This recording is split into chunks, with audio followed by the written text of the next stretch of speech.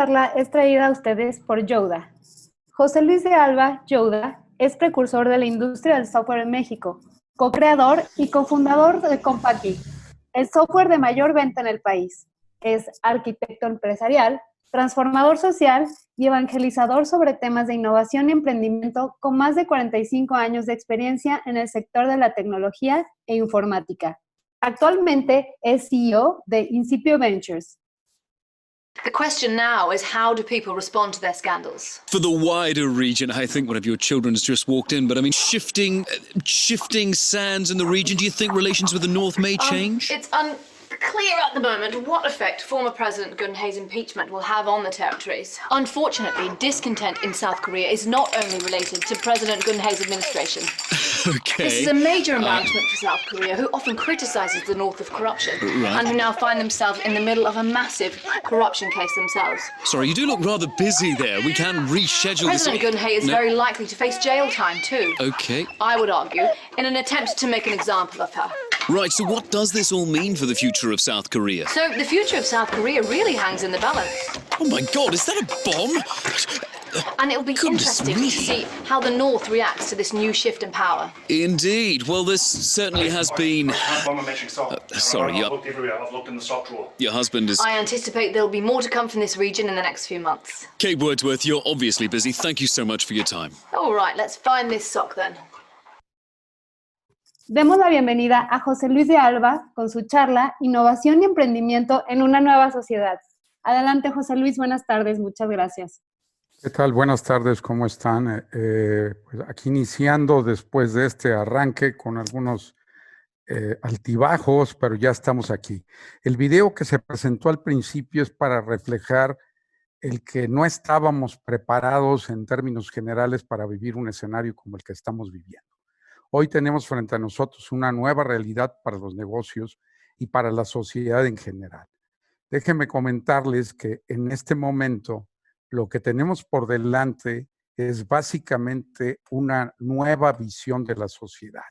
Entonces, y por eso le titulé DC, después de COVID-19. Hoy hablaremos antes de COVID y después de COVID. ¿Y eso qué significa? Olvidémonos de todo lo que sabemos sobre la tarea de emprender. Y para eso, antes de arrancar con el material, quiero hacer algunos comentarios y me solicitaría que me pusieran la imagen. Estoy aquí como si estuviéramos en una cabina de radio.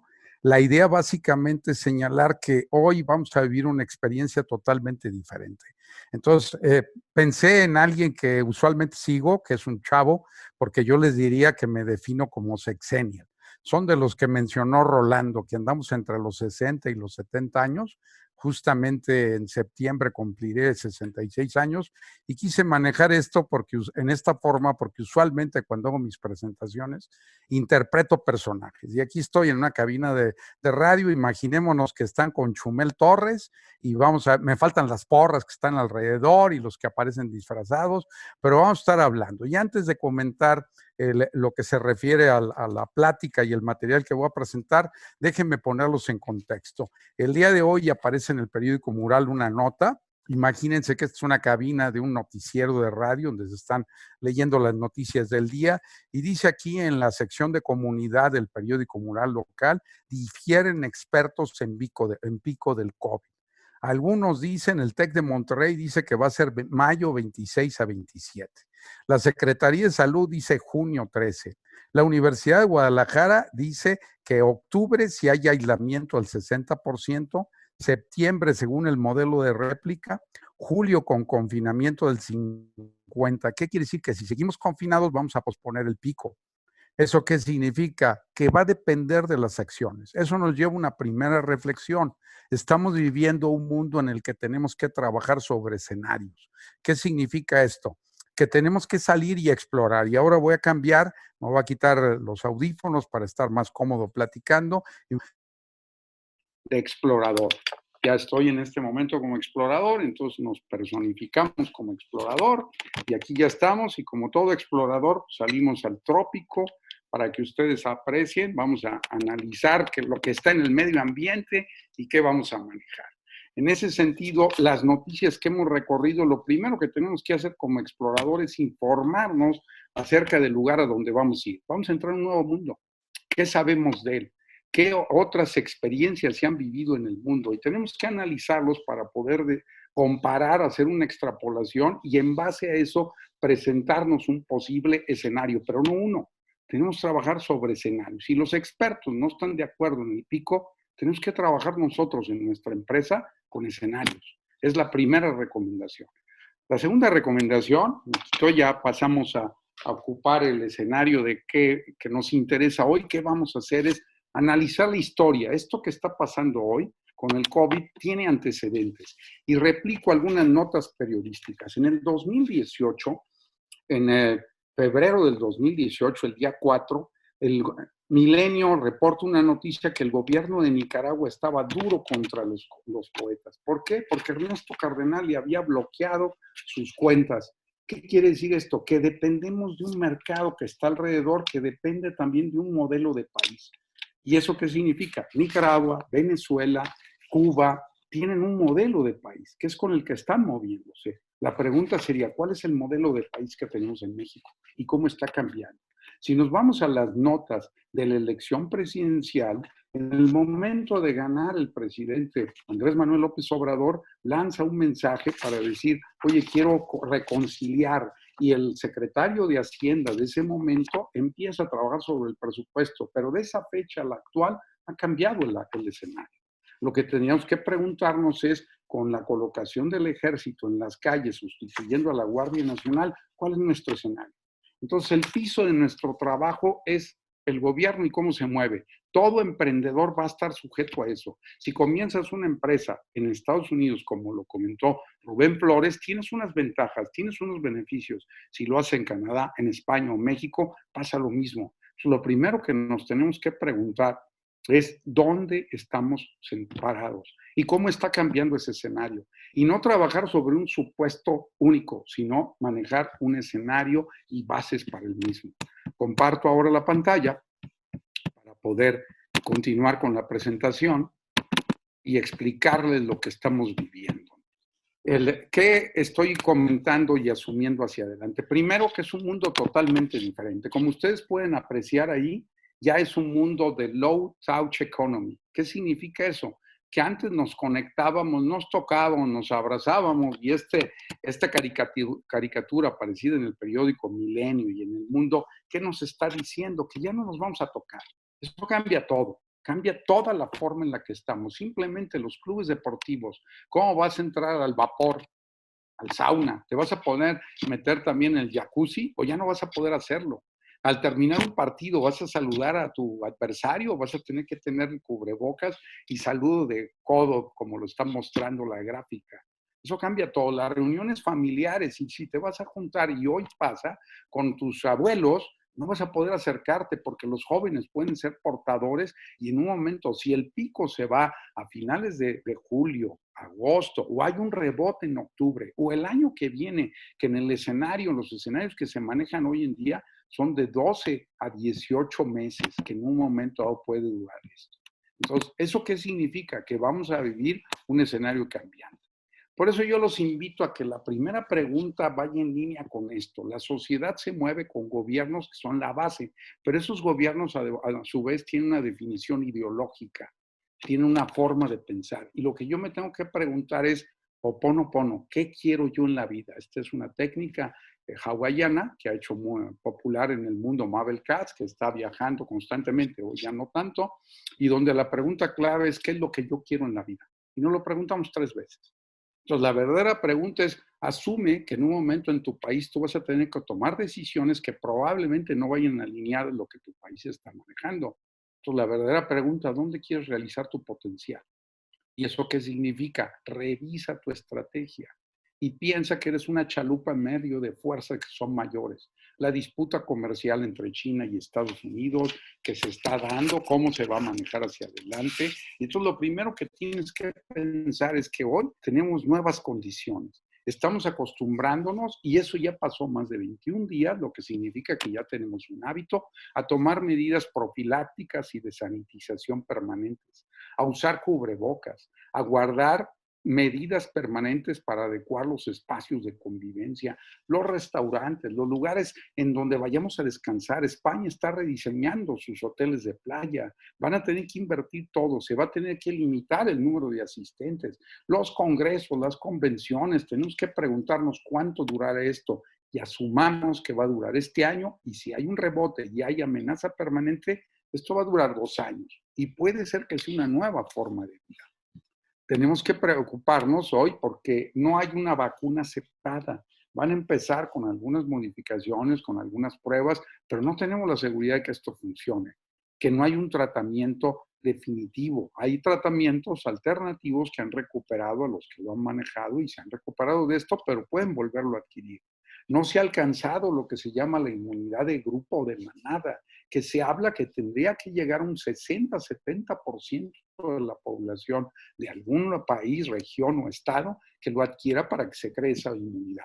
Amenaza constante de segunda ola. En el año que fue la crisis del 2000, de 1918-19 con la fiebre española, la segunda ola fue la que mató a más personas y llegaron a 50 millones de personas. Pensemos que hoy tenemos tecnología, tenemos resultados, tenemos rapidez y no se llegaría a un escenario dantesco como este. Pero sin embargo existe la amenaza que cuando menos obligaría a regresar al confinamiento.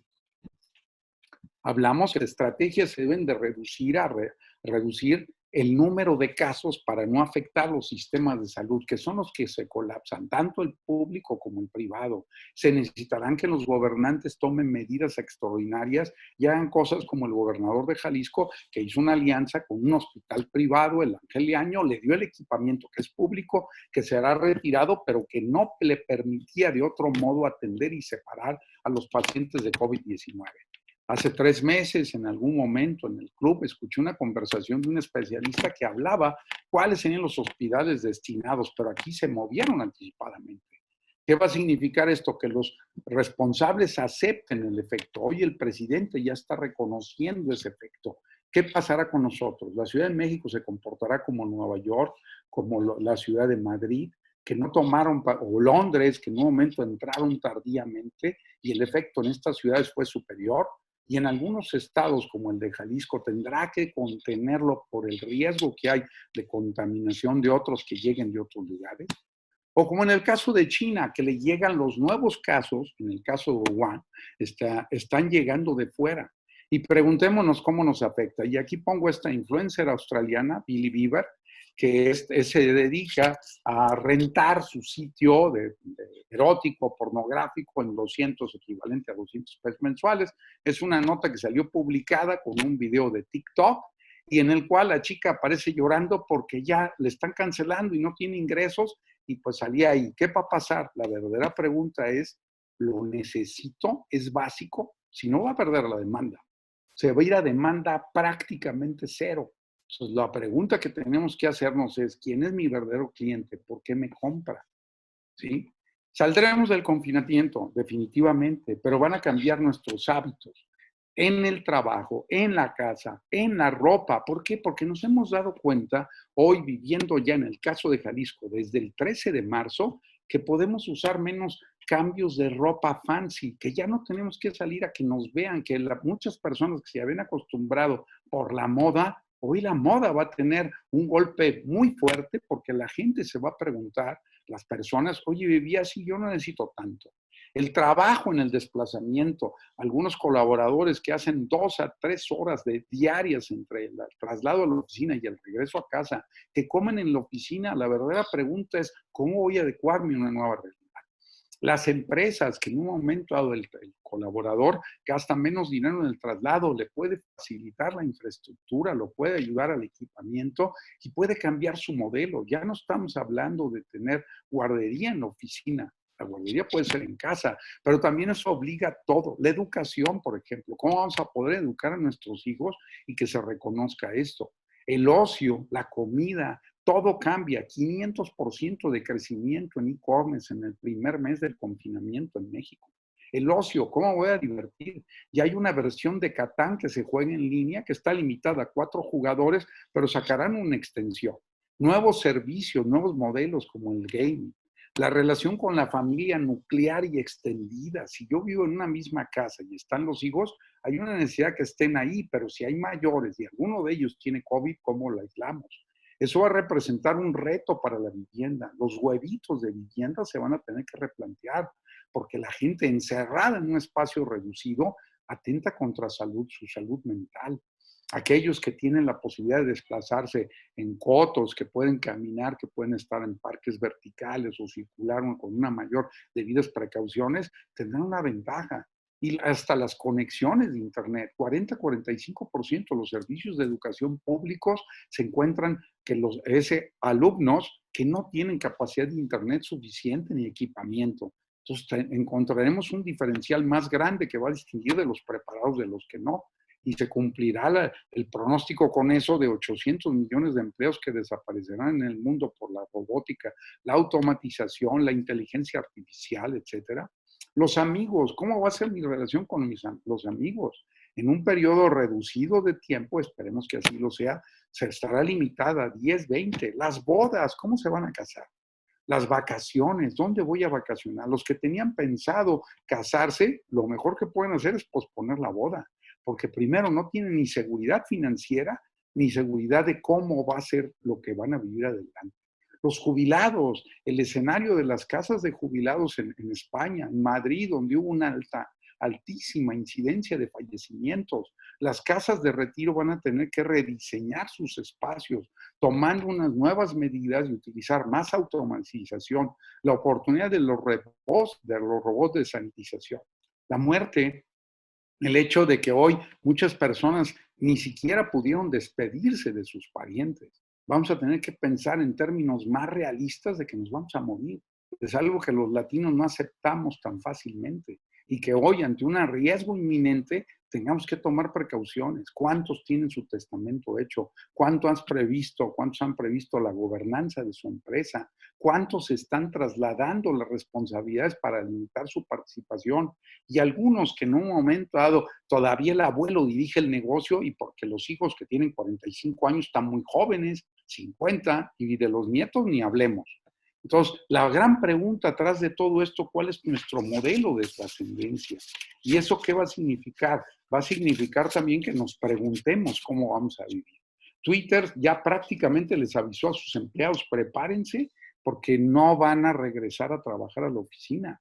Anuncian las corporativos, los bancos van a cerrar sucursales, van a reducir su personal operativo de contacto, van a tener que automatizar más y en el caso de los bancos se enfrentan a un reto de las fintech impresionante. La educación, en Estados Unidos los que pagan $70,000, $80,000 por una educación de un cierto nivel, la pregunta, oye, si me lo vas a tener que dar remoto, ¿en qué me diferencio?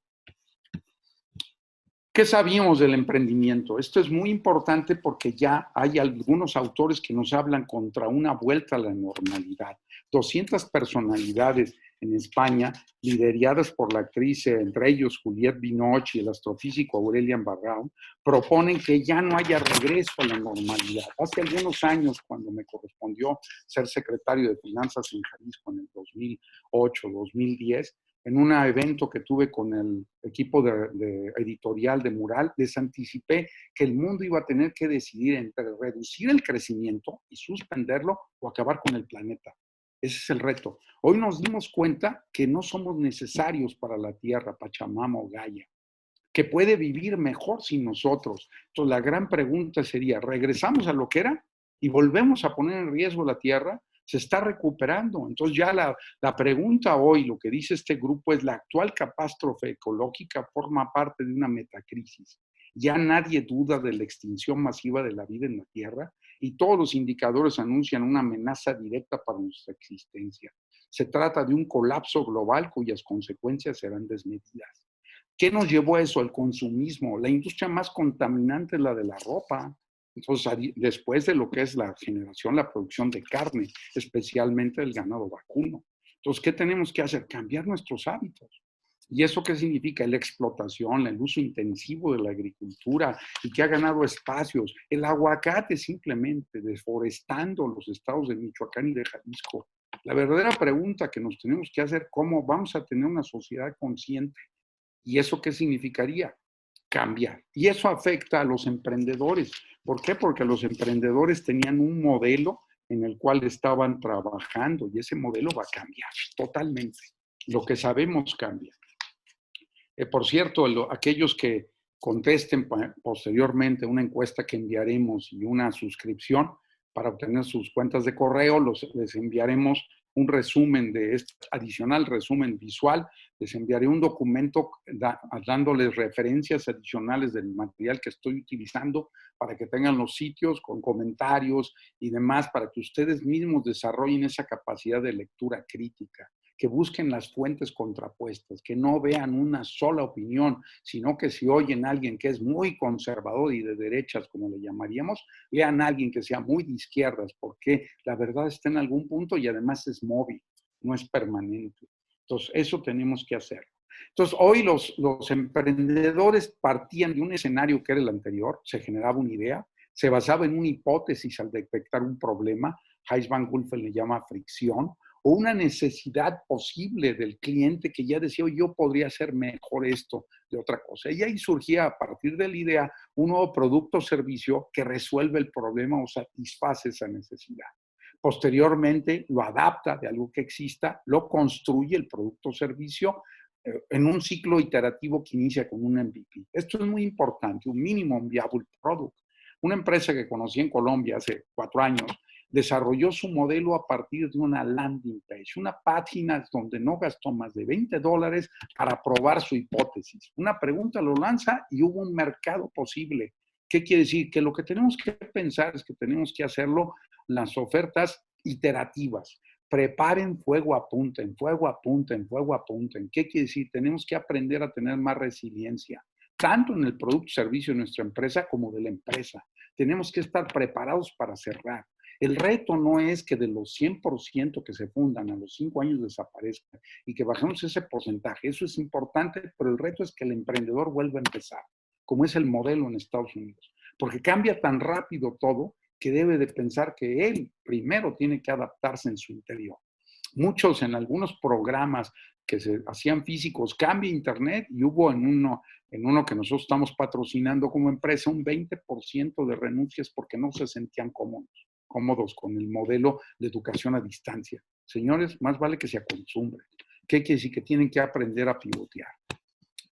También, ¿qué hacíamos después de ese primer pivote del MVP? Generábamos una vez, hasta probábamos hasta que teníamos el market fit del producto o servicio con el mercado meta, que partía también de una estimación, modelos utilizados como el TAM, SAM, que es cuál es el tamaño de mercado más amplio, cuál es el sizable al que quiero atacar y cuál es mi objetivo, cuál es el que yo voy a atacar, cuál es mi target. Entonces, en un momento dado, ataco con ese y voy encontrando el market. Eso podía tardar bastante tiempo o ser más corto dependiendo del éxito que tuviera. Y un momento dado, analizar con eso mi modelo de negocio. El reto anteriormente era generar audiencia. Modelos gratuitos o freemium eran los más utilizados porque me permitía darle seguimiento a la idea y escalarla, levantar capital y demás. ¿Y eso qué hacía? ¿Cómo se hacía? Levantando rondas sucesivas. Lo que vamos a vivir hoy va a ser diferente, va a ser el modelo de bootstrapping, crecer con mi crecimiento. Se crece el startup evaluando a cada momento el modelo del éxito parcial o total. Los emprendedores hacían rondas donde si llegaban al 7-8% en Estados Unidos con una evaluación de $5,000 millones, pues tenían 350, 400, 800 millones de dólares. O una evaluación como la que alcanzó Suma ahora de más de $30,000 millones. Imagínense un fundador que tenga el 8% y que conservó ese con algunos derechos de voto que le den mayoría en control, pues con un 8% en esa evaluación ya tendría $2,400 millones. Muy buen negocio. Ese era el modelo especulativo de rondas de capital y éxito. ¿Qué vamos a vivir hoy? Primero, el efectivo es rey. Y eso en todos los seminarios, pláticas, webinars te lo dicen. ¿Por qué? Porque el efectivo marca la pauta. Una empresa, una startup que no tenga fondeo va a desaparecer, así de sencillo. Entonces, cualquiera que quiera empezar una startup, lo primero que le sugeriría, garantiza tu ingreso base para que mantengas a la familia y prepara ese flujo por si tienes que cerrar, poder liquidar en buenas condiciones a todo el personal y tener dinero para reposicionarte y eventualmente volver a contratarte. Eso exige resiliencia. Saber que puedes fracasar porque la medida de éxito va a ser de corto plazo. Hoy vas a probar a 2, 3, 4 meses. No funciona, vámonos. Tienes que priorizar. Si ya tienes una empresa, quieres continuar y consolidar, priorizar productos o servicios de rápido retorno, tanto en la venta, pero sobre todo con el flujo de efectivo. El emprendedor empresario deberá aprender y desaprender, tiene que reinventarse permanentemente. ¿Eso qué quiere decir? Que aquel que se sienta cansado, que diga yo quiero ser mejor ya dueño y jugar nada más de dueño, lo que le recomendaría es que establezca un portafolio que no dependa de una sola empresa, que venda una parte, que consolide entre una combinación en lo que es tierra, o sea, bienes raíces, inmuebles, y que algunos de ellos van a bajar, como el caso, por ejemplo, de las oficinas, y que tenga diversificación de inmuebles, bienes raíces, pero que también tenga efectivo en fondos de inversión, liquidez garantizada a una tasa baja, o en certificados de la Reserva Federal de Estados Unidos, o en CETES en México, y una parte en empresas, para que tenga un portafolio. Pero más importante que la diversificación en términos de tipo de inversión, también de países, que tenga en más de un país, 2, 3 países, como lo hacen los fondos. La premisa hoy va a ser, como lo dije anteriormente, preparen fuego, apunten, etc. Equivocarse pronto, equivocarse bien y equivocarse barato. Contratar personal lentamente y despedir rápido. Todo el personal que contrates tiene que estar acostumbrado a esta dinámica. Si no sabe adaptarse, no te va a servir porque las condiciones de mercado van a cambiar. Aquel que esté pensando en jubilarse, en cambiar, en que lo que hace siga vigente, va a ser un lastre para la empresa. Va a tener que moverse tratando y buscando conservar a todos, pero todos siendo ágiles. Dejar rápidamente lo que no funciona. Pasar si fracasa una nueva aventura rápidamente, y eso incluye la propia empresa. Mantener el personal permanentemente actualizado, que sea percibido, además de un buen employer, como un buen unemployer. Si fracasa, yo te voy a ayudar a colocarte. Al rebasar 21 días esta situación, ya tenemos nuevos hábitos que son aceptados y compartidos. Ya nos acostumbramos.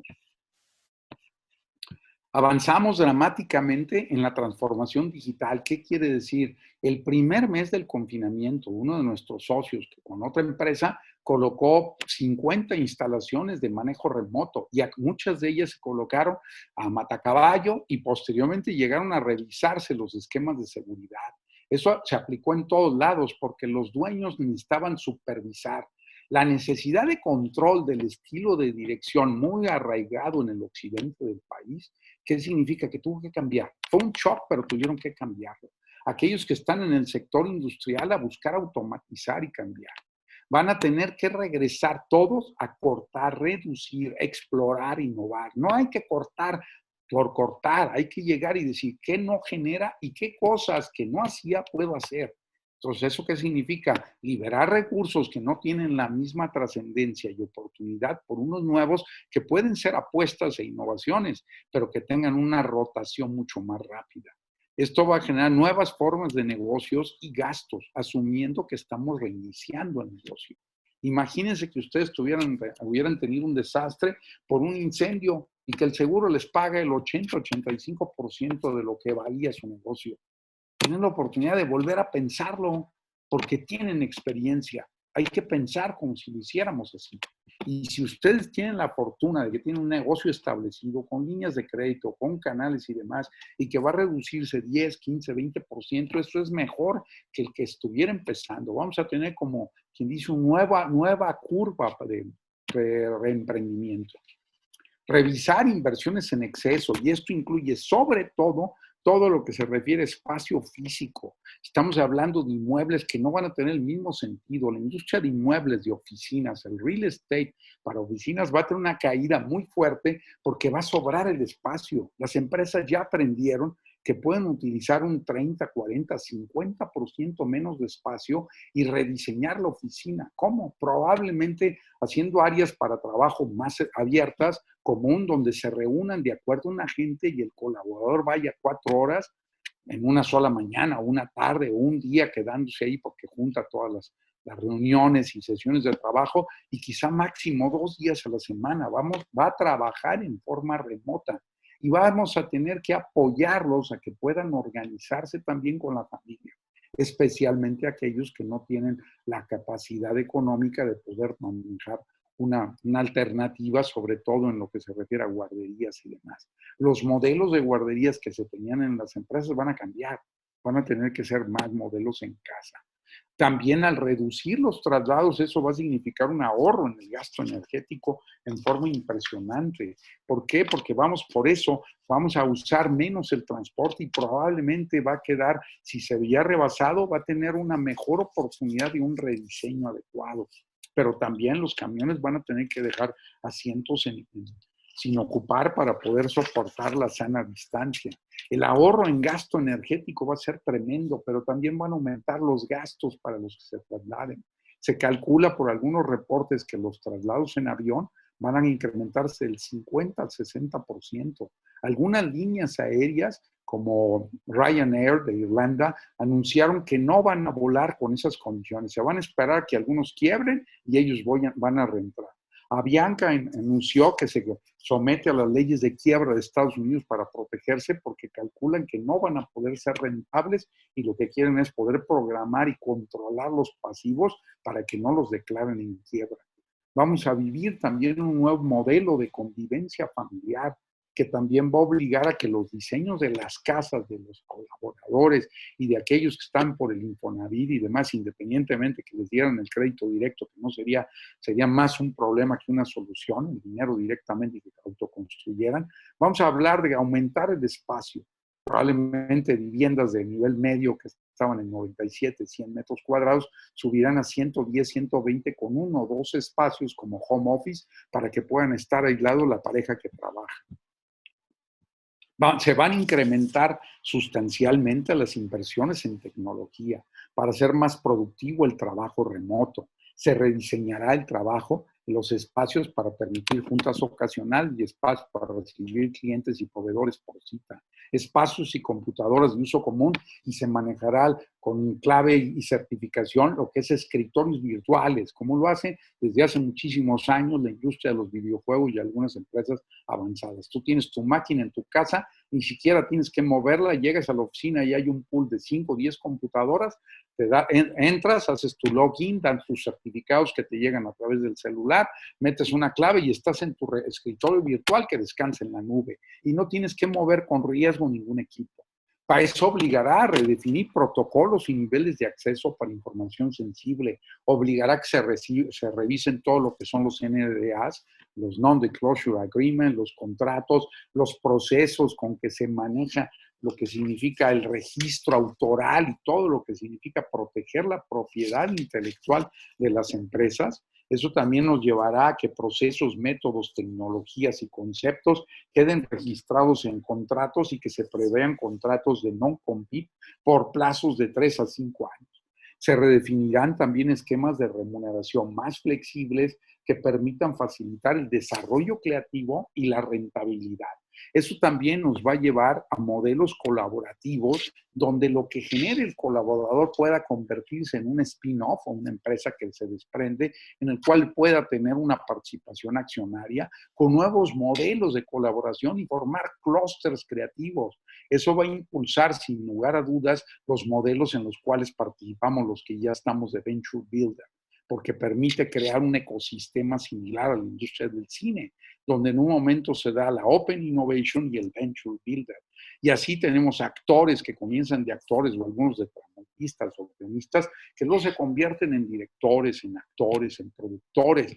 Y entonces es un ecosistema creativo que se va por proyecto, con un modelo que le llamaremos de cliente-servidor, donde yo puedo ser hoy el cliente que voy a producir una película y necesito a alguien como archivo que va a ser el que haga la parte de fotografía y que encuentra 2, 3 proyectos en el año y el director probablemente haga uno cada año, cada 2 o 3 años. Vamos a tener modelos que yo les llamo que son más de esquema de red versus de arpón.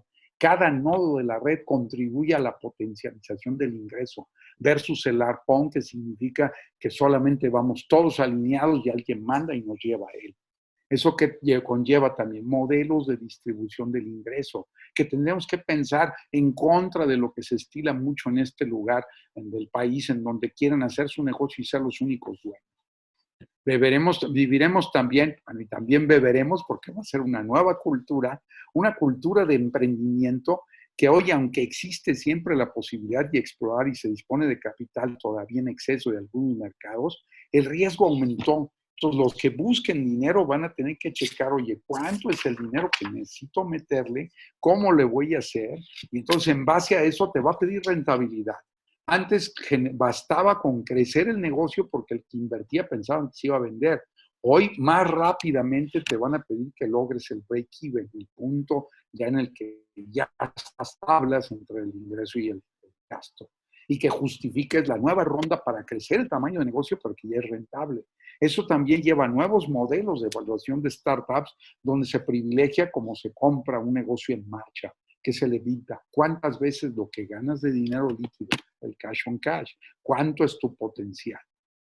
Avatar es un ejemplo de las dos filosofías. Avatar se comenzó en 1994 y se estrena en Inglaterra en el 2009, en diciembre, el 18 de diciembre, en Londres. Fue que no tenía la tecnología disponible en ese momento y tuvieron que esperar. Hoy vamos a tener que lanzar cosas cortas y que se van dando una detrás del otro en el tiempo, ¿sí? Y aquí estamos llegando a la parte de preguntas. Hay una parte que voy a comentar como sugerencias en un momento, aprovechando lo que ustedes tengan como preguntas, porque quise dejar tiempo suficiente para caminar y luego volver a tratar el tema de qué sociedad queremos. Quito la parte de lo que es el compartir la pantalla para que esté con ustedes y dispuesto a escuchar sus preguntas. ¿Qué tal, José Luis? ¿Está bien si yo te leo las preguntas? Sí, adelante. Perfecto. Bueno, Andrea Venegas comenta, el uso excesivo de las tecnologías también es contaminación. Si lo que queremos es reducir nuestra huella de carbono, debemos poner ojo en eso también. Bien, aquí lo que yo comentaría es que estoy involucrado en un negocio de generación de criptomonedas. Tenemos más de 800 tarjetas en realidad procesando criptos y eso consume energía eléctrica. ¿Qué hemos hecho? Lo que hemos hecho es lo que sería un modelo verde de generación de lo que son criptos. ¿Qué significa esto? Estamos en un lugar con una menor contaminación, con un medio ambiente bajo cero, estamos en 30, 40 grados bajo cero, con tarifas de energía eléctrica, ya estamos con proyectos en los que generaremos nuestra propia energía eléctrica, utilizando combinaciones también como lo que es la parte eólica, térmica y otros más. Y aquí la gran pregunta, y eso es con lo que abrí esta presentación, es que ¿qué está haciendo nuestro gobierno? Si nuestro gobierno está invirtiendo en el consumo de materiales fósiles como el petróleo, el carbón y demás, vamos a contracorriente de lo que es el cambio. Realmente el futuro del mundo es utilizar mucho más energía libre, eólica, que era el sueño de Tesla, y ir dejando lo demás porque entonces tendremos una huella de carbón que se volverá asintótica al origen, llegará casi a cero. La cuestión no es si usamos o consumimos, sino que cambiemos. Y el otro ejemplo que pondría es el papel. En Canadá la industria del papel trabaja con concesiones y proyectos empresariales a 100 años. Aquí los límites son de 20 años, no sé si lo han cambiado, pero cuando a ti te dan una concesión a 20 años, lo único que te dedicas es a deforestar. Cuando tienes una concesión a 100 años, estás pensando en 3 generaciones. Entonces cortas una 20ª parte, luego pasa a la siguiente y vuelves a plantar. Y a los 20 años tienes de nuevo un árbol equivalente al que cortaste. Es un cambio total de actitud, donde tenemos que pensar de otro modo los modelos. Perfecto. Muchísimas gracias, José Luis. José de Jesús comenta, ¿qué conviene aprender o leer en tema de emprendimiento actualmente? Pues yo le diría que todas las escuelas, todo lo que son los modelos de preincubación, incubación y aceleración, adicionalmente al de lo que es Open Innovation y Venture Builder, se están reescribiendo. Hoy se tienen que reescribir todas las historias, pero ¿qué les recomendaría? Primero, cualquiera que quiera hacer un emprendimiento, lo primero que sugeriría es que se entrene como cualquier guerrero, a dominar las armas. ¿Qué quiere decir eso? Consigue un buen empleo y alguien que te enseñe. Búscate un buen primer jefe o segundo jefe, del que le aprendas, que empieces a conocer eso y aprenderlo.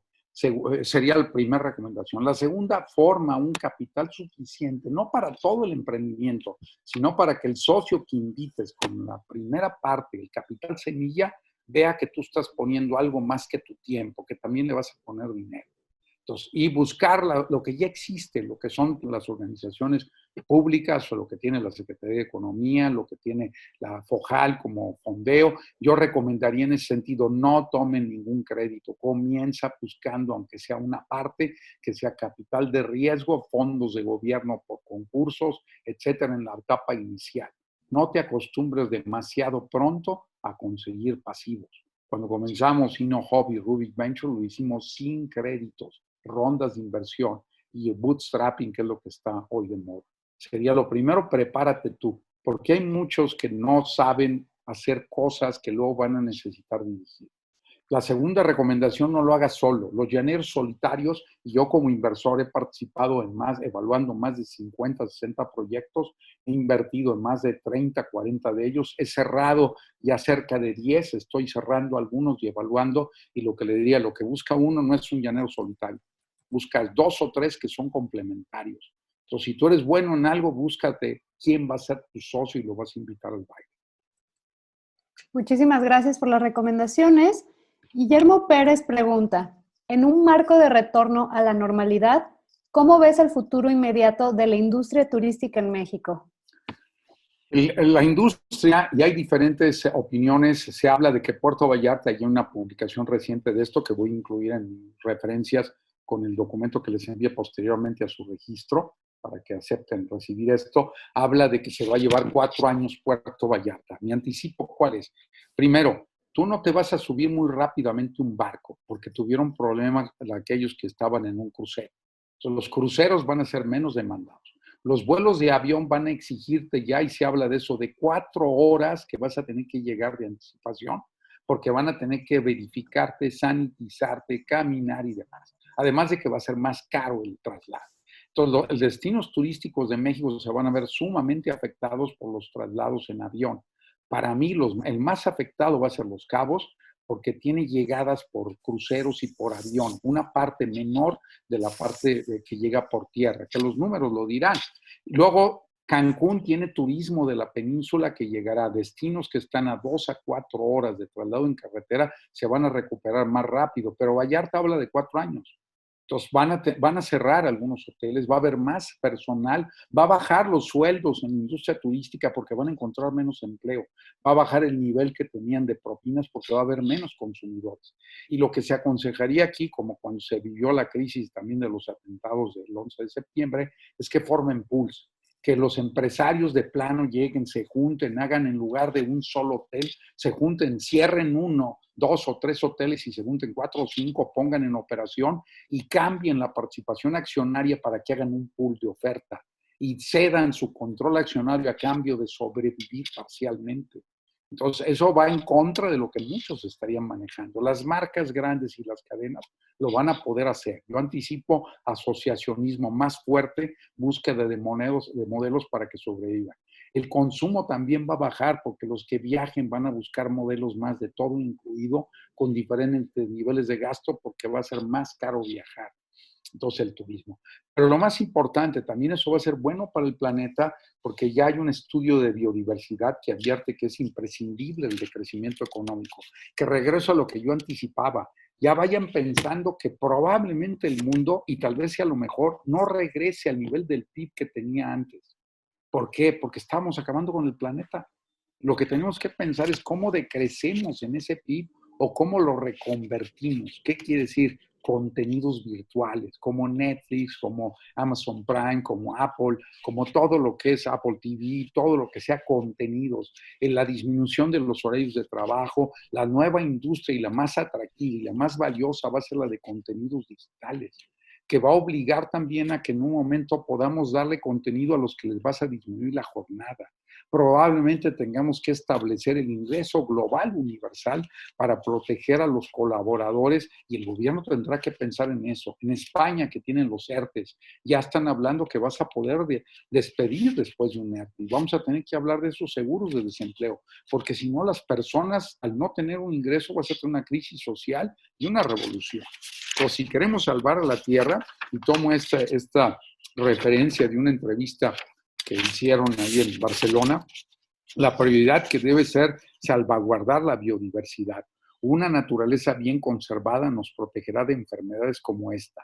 Detrás de la pandemia está la deforestación, la expansión de la agricultura o el comercio de especies. Se proponen estos 22 científicos 7 medidas. Limitar la explotación de recursos naturales, prohibir la extracción en áreas de alto valor ecológico, restringir la construcción de grandes infraestructuras que rompan la integridad de los espacios verdes, potenciar la agricultura de proximidad, favorecer al productor local, limitar la expansión de las ciudades, favoreciendo al mismo tiempo un urbanismo de mayor concentración demográfica, pero compensando con una distribución. Compensar la destrucción de puestos de trabajo con la creación de nuevos, reduciendo jornadas laborales y dificultar la promoción de aquellos productos procedentes de sobreexplotación agrícola y la naturaleza. Eso va a generar nuevos certificados de lo que podríamos llamar, y ahí está en línea con lo que el presidente dice, del bienestar económico neto.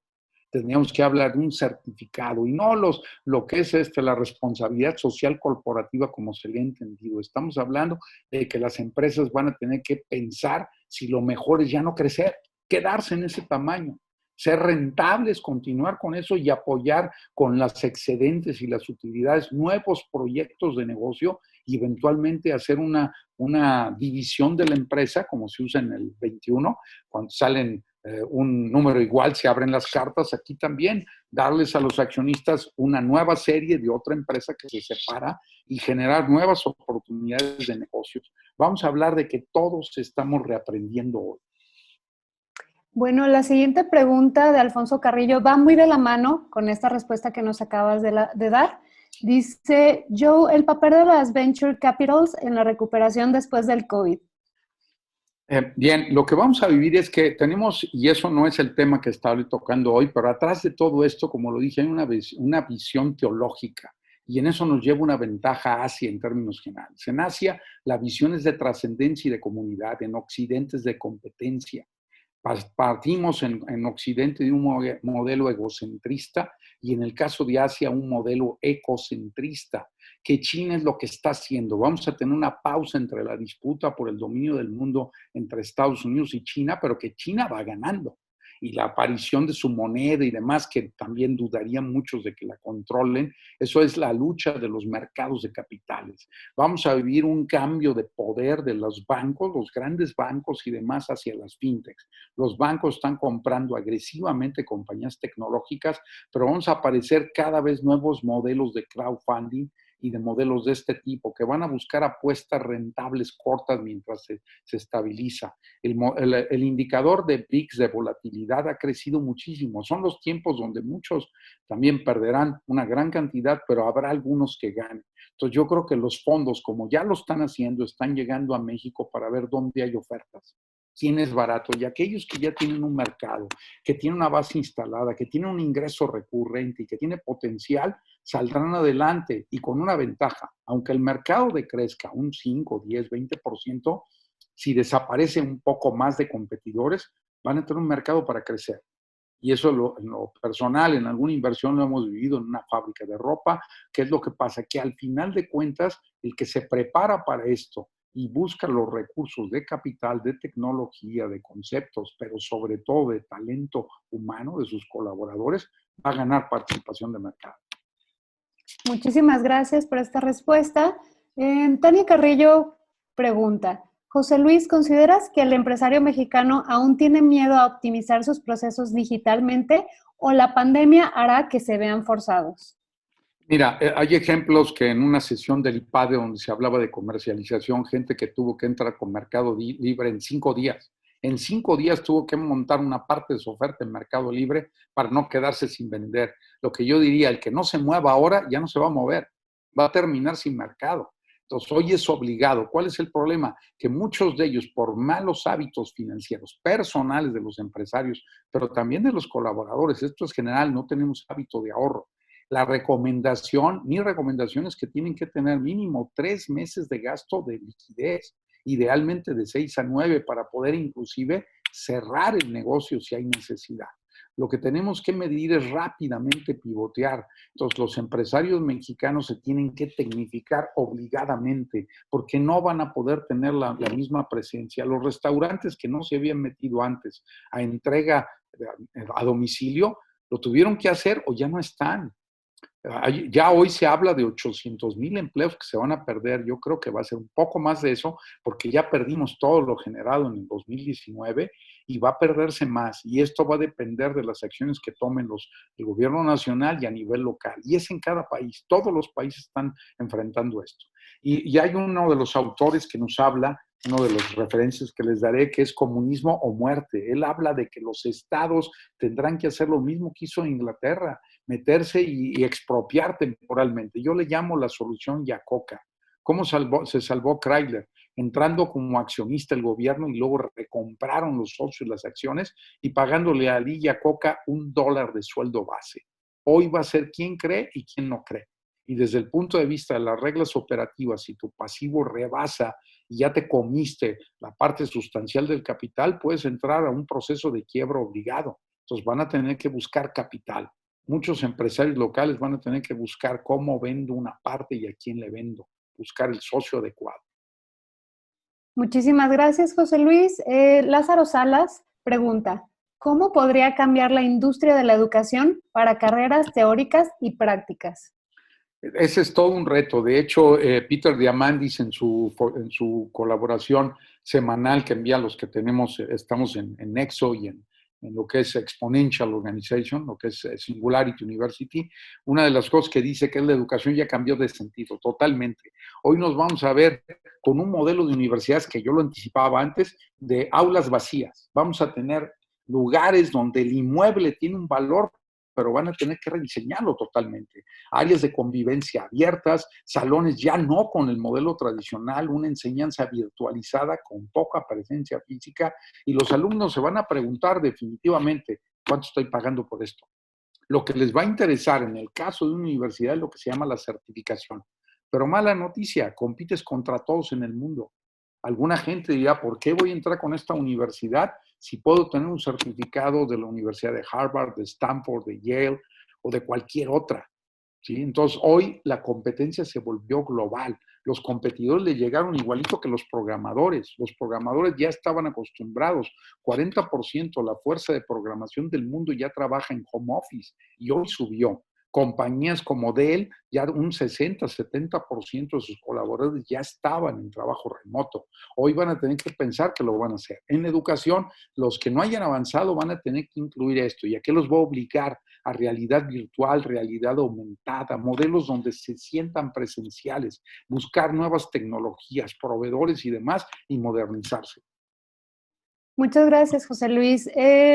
Pablo Ignacio comenta y pregunta, acabamos de comprar una impresora 3D con la intención de aprender y abrir un negocio más grande. ¿Es buen momento para invertir? Siempre hay momentos para invertir. ¿Por qué? Yo les diría que el escenario de la que vamos a vivir todavía no se ha sentido. Tenemos que pensar que a nivel local y nacional llegamos al pico para que eso nos diga cómo se va a normalizar. Yo lo que sería muy cuidadoso, y si no tengo algo que inmediato genere un ingreso y solo va a ser un gasto, esperarlo. Si yo tengo un plan con algo que yo encontré ya un requerimiento, una necesidad, una fricción, la puedo satisfacer rápidamente, tienes el capital para poder lanzarlo, para poder hacer la parte comercial, no solo la tecnológica, para poder aguantar el establecimiento, es el momento. Es lo mismo que si fuera, como comenta Peter Diamandis, un restaurante. Quizá es el mejor momento de abrir un nuevo restaurante porque puedes negociar tarifas más bajas en el caso de muchos servicios y el espacio de renta, porque vas a tener que espaciar las mesas, que vaya combinado con entrega a domicilio para recoger en el lugar. Entonces, también en el caso de la impresión 3D, tenías que preguntarte a qué va acoplado. ¿Cuál es el servicio? ¿Quién es mi cliente que voy a ofrecer? Pero estos son momentos para los atrevidos, ¿eh? Son momentos para los atrevidos. Muchísimas gracias. Tenemos espacio. Bueno, ya no nos queda tiempo para una pregunta más. Te invitamos, José Luis, si nos puedes ayudar a contestar ahí las preguntas en la sección de preguntas y respuestas, allá abajito. Si te puedes quedar unos minutos con nosotros. Agradecemos muchísimo tu presencia, José Luis. Muchas gracias por esta presentación tan interesante. Gracias, igualmente me desconecto. Gracias. Bueno, pues Inspire Innovation agradece a todos los presentes por haber asistido a esta conferencia y agradece también a José Luis de Alba por haber sido parte de nuestro primer congreso online. Un gusto y un honor haberte tenido con nosotros, José Luis.